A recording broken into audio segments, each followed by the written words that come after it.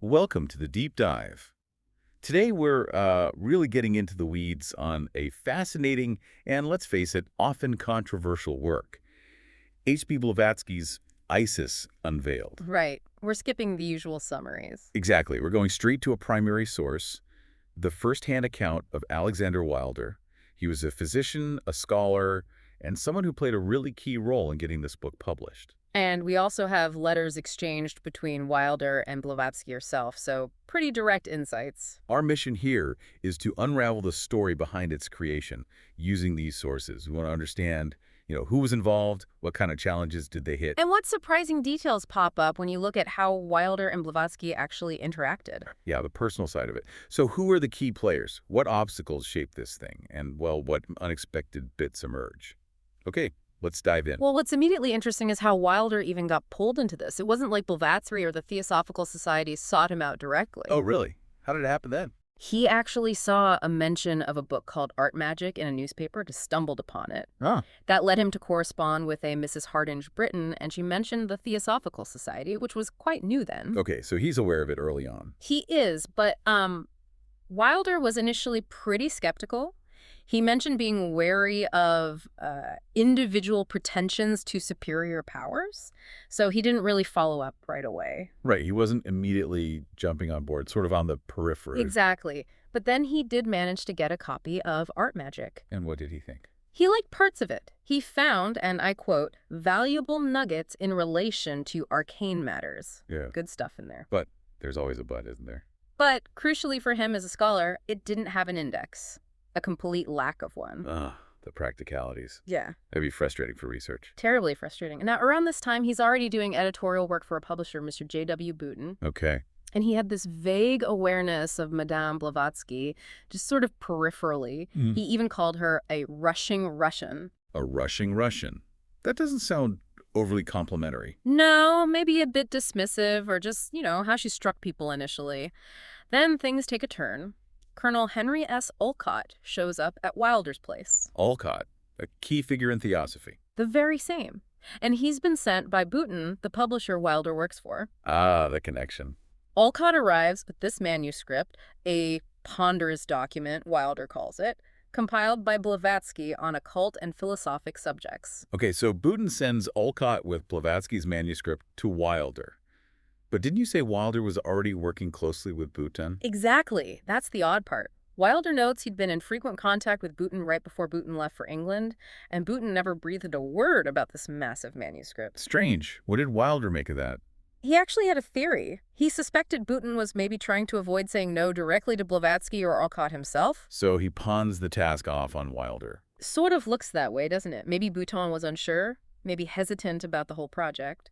It's just the publishing world wasn't quite sure what to do with something like this. That makes sense. It was pretty unconventional for the time. So Wilder agrees to look at it. He does, yeah. But mainly, he says, out of a sense of obligation to Booton. And he goes into it planning to be pretty harsh, acting strictly in the publisher's best interest, protect Booton's investment. Okay, so he dives in with a critical eye. What's his verdict? Well, he reports back to Booton. He acknowledges the huge amount of research, the ideas being quite revolutionary. But ultimately, it's just far too long. Way too long to be commercially viable, in his opinion. Not profitable. the classic author-publisher tension. Yeah. Vision versus dollars. Absolutely. That's the conflict right there. Ah. But here's the twist. Go on. Booton decides to publish it anyway, despite Wilder's warning about the length and profitability. Wow, okay, so Booton takes the risk. He does. He secures the copyright, and then he tells Wilder basically, okay, now shorten it. He tells Wilder to abridge it. After Wilder recommended against publishing it because it was too long. Yep. And Wilder actually expresses some discomfort about this. He felt it wasn't quite right, having so much power over the author's work when he's technically representing the publisher's interests. That does sound like a tricky position. An ethical tightrope, almost. It highlights that potential power dynamic, doesn't it? The editor working for the publisher, potentially reshaping the author's original vision. So how did Wilder handle the abridging? Did he just slash away? He says his approach was careful. He aimed to keep Blavatsky's core thinking intact, just put it in plainer language maybe, and cut out only what he saw as superfluous terms and material. But it must have been a lot of cutting if length was the main issue. Oh, it was. He actually mentions that enough material was removed to fill a whole other volume. Whoa. An entire volume's worth. That's significant. It really is. It suggests just how massive the original manuscript must have been, but also that Wilder did try to respect the substance even while cutting. Okay, so the book is going ahead, Wilder's editing it. What about his actual meeting with Blavatsky? He must have met her eventually. He did, but not right away. Colonel Alcott was apparently very keen for Wilder to meet her. Wilder mentions Alcott held her in almost veneration. High praise indeed. Very high. But Wilder was hesitant. He describes himself as diffident, naturally reserved, and also, well, he was the guy tasked with cutting her book down. Awkward position. Yeah, I can see that. Not the easiest introduction. But they do meet at her flat. That's the term he uses on 47th Street in New York. What were his first impressions of the place and her? He describes the apartment itself as, well, typical of New York flats, maybe a bit impersonal. But then he talks about the dining room, how it was later decorated in this really unique way with pressed autumn leaves. Autumn leaves. Yeah, arranged apparently to form a double triangle, and this whole oriental landscape scene complete with an elephant, a monkey, and a figure contemplating. Really unusual. He even mentions it was later taken to San Francisco. That's quite a specific detail. Paints a picture. What about her study? He describes her study as being very practical. It was a large front room, well lit, but part of it was sort of fenced off as her den. He emphasizes it was built for purpose, not conventional beauty. He quotes her saying, "Beauty is fitness for its purpose." Interesting. Function over form. And Blavatsky herself. What did he think when he finally met her face to face? He was surprised, it seems. He describes her as tall, bearing the marks of experience, someone who'd lived a life. He even makes this slightly odd comparison to Hippocrates' description of the Scythians. Scythians, okay. Yeah, maybe referencing a certain ruggedness or distinctiveness. But what's telling is he says he couldn't recall what she was wearing at all. Why not? His attention was just completely captivated by her presence, her intellect. He notes her culture, her sort of courtly manners, genuine courtesy. Her opinions were bold, he says, but not pushy. And her knowledge. Vast. Especially for a woman at that time, he notes, far beyond typical female education, displaying this broad, deep knowledge. It clearly made a strong impression. So a powerful personality. Did she talk about her alleged powers or anything like that with him? That's a key point Wilder makes. He says quite explicitly that she never claimed any superhuman powers to him directly. Their conversations, he insists, stayed on a common plane as equals. So no miracles or demonstrations for Wilder. Apparently not, which contrasts maybe with how others perceived her or how she interacted with, say, Alcott. With Wilder, it seems it was primarily an intellectual connection. But did she mention the masters or brothers? Yes, she did. She spoke about communicating with the brothers, as she called them. She explained it as something like telepathy, referencing a term, the kabar, used in the Orient for this kind of communication. Okay, so she acknowledged that aspect of her beliefs too. She did. And Wilder, being pragmatic, sort of muses about this. He conjectures that you'd probably need to be quite abstemious, live a very clean life for that kind of communication. Right. Asceticism often goes with psychic sensitivity in many traditions. Exactly. But then he observes that Blavatsky herself didn't really follow that path. He mentions a well-furnished table, her well-known cigarette smoking. So not exactly living like a hermit. Not at all. And Wilder notes this apparent contradiction, observing that it didn't seem to dull her mental sharpness or acuity in any way.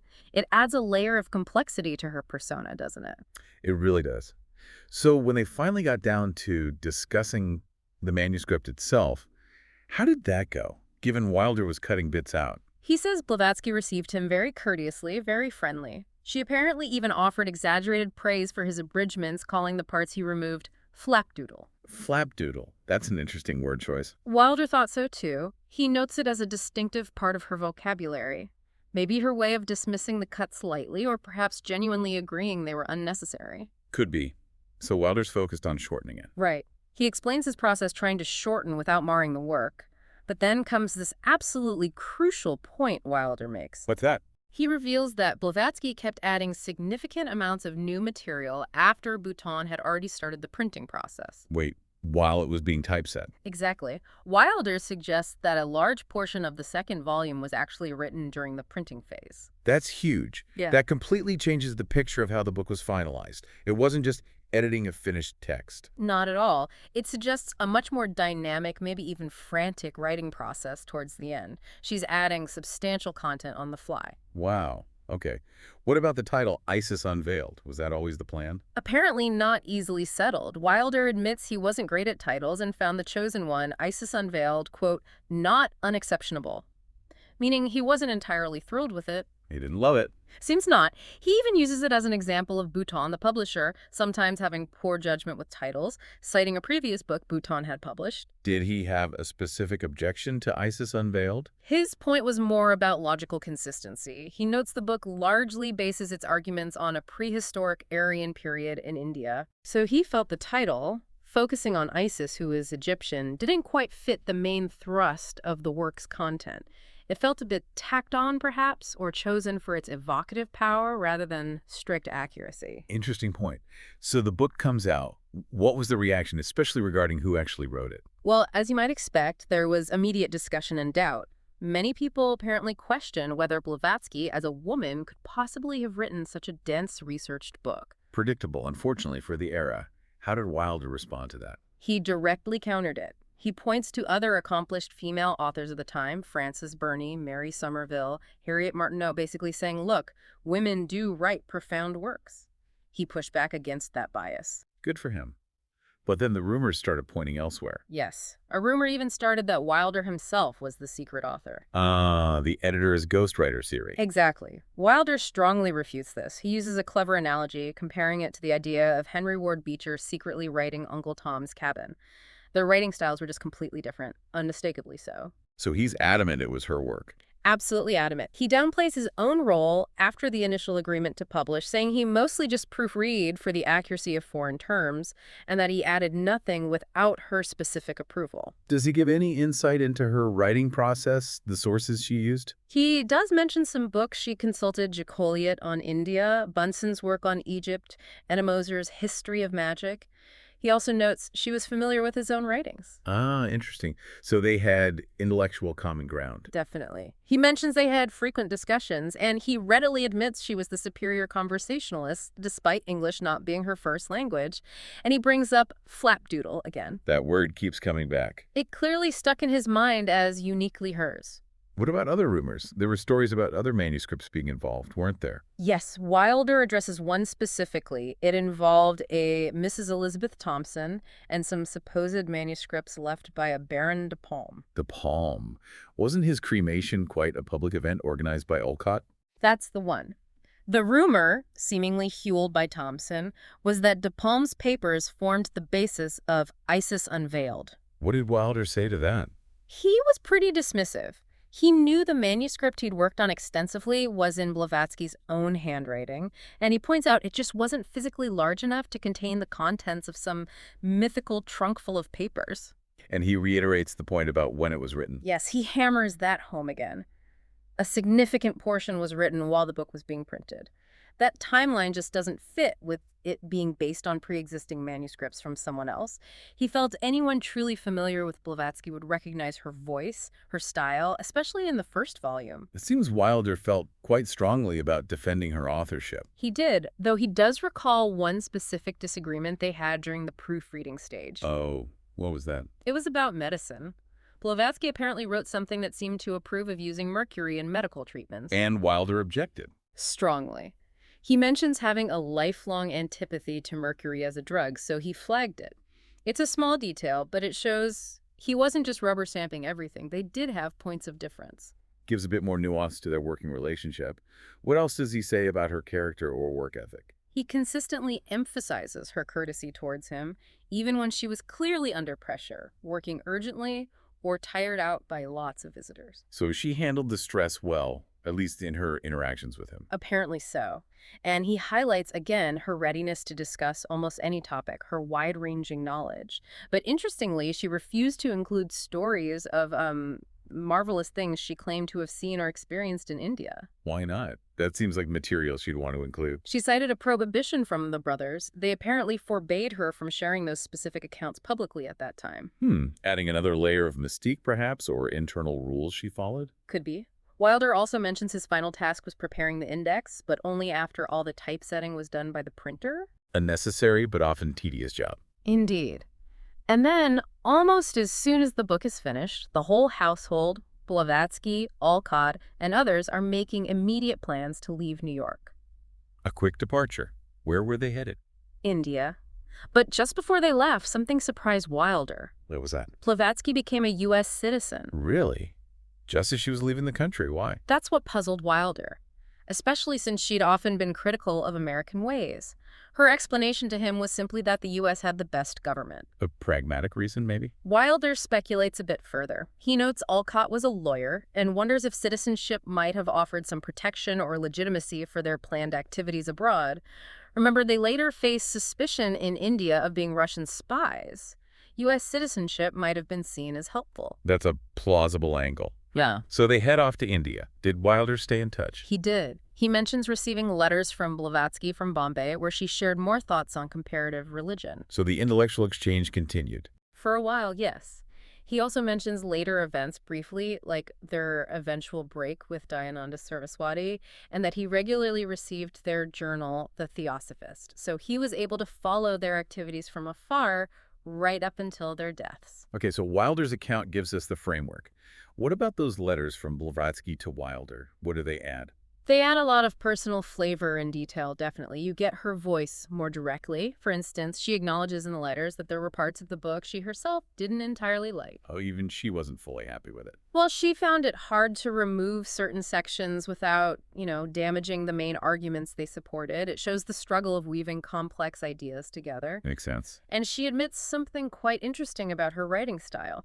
She says her tendency to sometimes prove something too much, maybe over-arguing a point, came from just having so much information swirling in her head.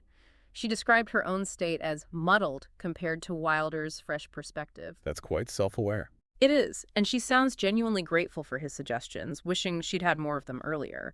It suggests a real intellectual respect there. What kind of topics did she discuss or ask him about in the letters? All sorts. Really shows her active mind. She asks about the ethnicity of the Phoenicians, about evidence for Ethiopians in ancient India referencing a statue of Krishna. She's constantly trying to trace religious ideas back to India and Sanskrit origins. Like connecting dots across cultures and time. Exactly. She brings up Slavonic deities, Babylonian Bel, the concept of Akasa. She also voices her disagreement with Max Mueller, a major linguist of the day, feeling his approach was too limited. And she had her own theories about the origins of the Akkadians. So big historical and linguistic questions. Anything more esoteric? Oh, yes.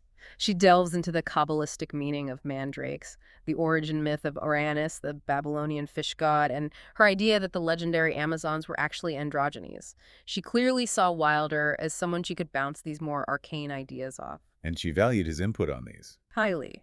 She mentions readily adopting a suggestion he made about the Book of Job, praising his Kabbalistic intuition. High praise from someone like Blavatsky. Definitely. And she even asks for his help on a specific chapter explaining hierophants, the ancient high priests or interpreters of mysteries. Why did she need his help with that? Seems like her area of expertise. She explains her own hands are tied to some extent. Because of the secrecy obligations she felt bound by as a, quote, Tibetan Buddhist, she couldn't reveal everything. She needed his perspective as someone outside those specific vows. Fascinating. The constraints of initiation. Right. She even mentions things like the original Book of Jasher and other lost biblical texts supposedly held within her tradition, and her plan to try and get copies via a General Kaufman. Wow. So, blending the esoteric with very practical attempts to guess sources. What about the publisher, Boutin? Does he come up in the letters? Yes, quite a bit. Mostly her frustration with him. She complains about his instructions being too vague, especially regarding the cuts. She desperately wants clarity on what she's allowed to write, without worrying it will just be chopped out later. Back to that tension we talked about earlier. Exactly, and her strong opinions come through loud and clear. She rails against theology, calling it human and blasphemous flapdoodle. There's that word again. Never gets old. Her aim, she says, is to use facts and scientific discovery to challenge mainstream exoteric Christianity. She even mentions a book called Supernatural Religion, supposedly by an English bishop, as supporting her critique. So she saw her work as a form of counter-theology based on different evidence. Very much so, and she could be quite scathing. She outlines some proposed satirical analogies involving the Pope, the Turks, and Bulgarians, quite pointed political commentary woven into her critique of the Catholic clergy. She didn't mince words. Not at all. There's also a rather charming personal request. She asks Wilder if he could try versifying a Russian poem by Turgenev called Crockett at Windsor. She wanted him to turn it into English poetry. Yes, she admits the poem is politically sensitive and that she herself has absolutely no skill in poetry.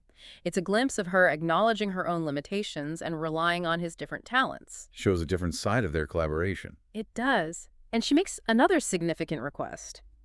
Could he write a brief profession of faith for this second part of the book? A statement of belief. From Wilder. Why? She wanted to make it crystal clear that her attack was on organized theology and what she called pagan Catholicism, not on the figure of Christ or sincere religious feeling itself.